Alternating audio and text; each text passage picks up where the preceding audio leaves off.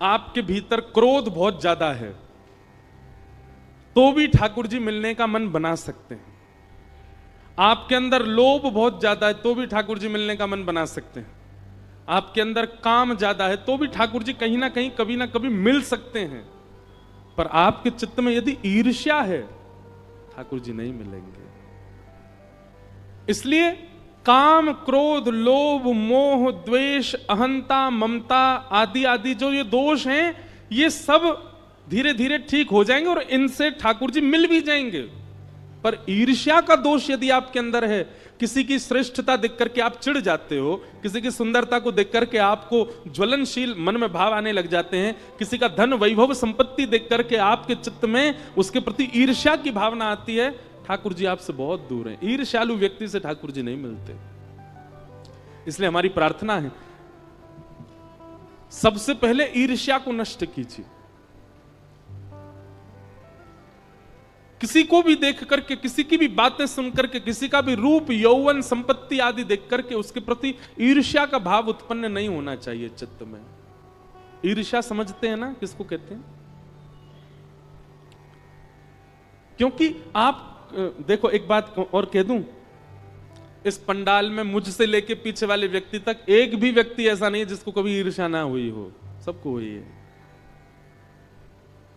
और एक बात और कहूं, संसार में जितने दुर्गुण है ना, वो सब हर व्यक्ति को एक बार तो स्पर्श करते ही करते हैं, हम सबके जीवन में आते हैं। बहुत कोई मायका लाल 0.1% ही एकाध कोई ऐसा होगा बाल्यकाल से ही जिसने ब्रह्मचर्य का पालन कर लिया हो, बाल्यकाल से ही जिसने सत्य व्रत का पालन कर लिया हो, बाल्यकाल से जिसने अपने क्रोध पर विजय प्राप्त कर ली हो। बाकी संसार में कोई नहीं बच सकता पाप से। सबके जीवन में आता जरूर है, चाहे एक क्षण के लिए आवे। तो हम सबको ईर्ष्या कभी ना कभी तो हुई है, किसी ना किसी से तो हुई है। ईर्ष्या के समय एक चीज अनुभव कीजिएगा, ईर्ष्या जब व्यक्ति के चित्त में आती है ना, उसके चेहरे से पता चल जाता है कि ईर्ष्या हो रही है। क्यों?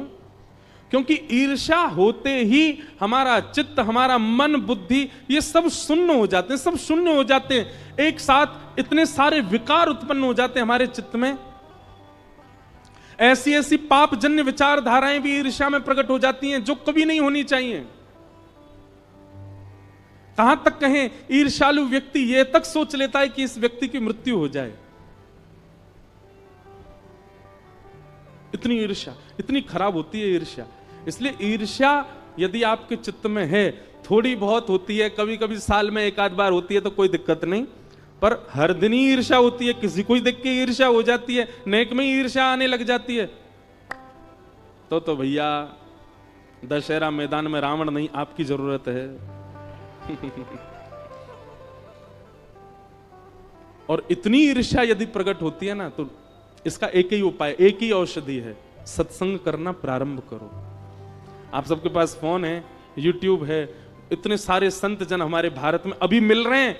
आगामी 50 साल बाद भारत में शुद्ध प्रवचन करने वाले संत नहीं मिलेंगे। आगामी 50 साल बाद भारत में, पूरे विश्व में सद्मार्ग दिखाने वाले लोग नहीं बचेंगे। हम लोग बहुत सही समय पर आए हैं, बहुत सही समय पर चले जाएंगे संसार से।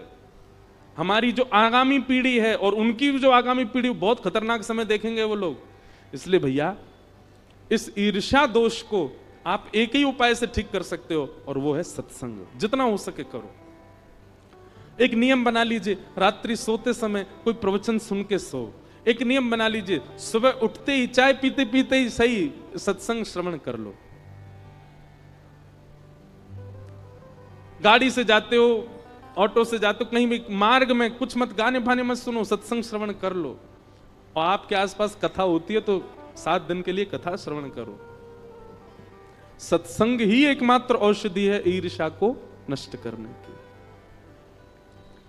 तो भैया, ईर्ष्या यदि आपके चित्त में है तो यूं समझ लियो कि ठाकुर जी इतनी दूर हैं जितनो भारत से अमेरिका, इतनी दूर हैं ठाकुर जी। बिना वीजा पहुंच नहीं पाओगे, और वीजा केवल और केवल कथा में ही मिलेगा फिर। इसलिए कथा श्रवण करो। बोलो वृंदावन बिहारी लाल की जय।